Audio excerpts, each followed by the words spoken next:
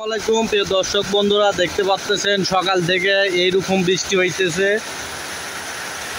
এই বৃষ্টিতে সমস্ত বিল বা পাগার পানিতে সব ভরে গেছে।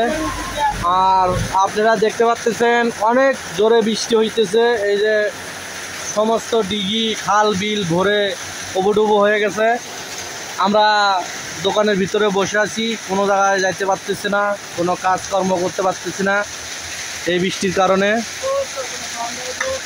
আশেপাশে দেখতে পাচ্ছেন জমিতে হাল চাষ করতেছে, জাবর দিতেছে জমিতে।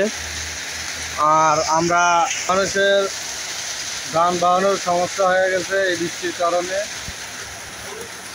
অনেক জোরে বৃষ্টি পড়তেছে, যাতায়াত ব্যবস্থাও অনেক দুর্বল হয়ে পড়ে গেছে। রাস্তাঘাটে চলাচল করতে গেলেও ছাতি নিয়ে চলাচল করা লাগতেছে। এই যে পানি দেখতেছেন দোকানের ভিতরে অনেক পানি, এক হাঁটু করে পানি জমে গেছে। আর রাস্তাঘাটে তো চলা যায় না।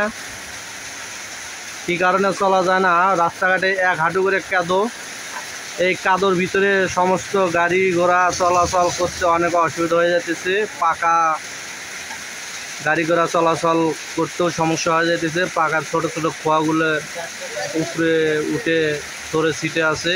এই খোয়া চাকার তলে পড়লে চাকা অনায়াসে বাস্ট হয়ে যায়। আর দেখতেছেন পাকা খুলে গেছে অনেকখানি।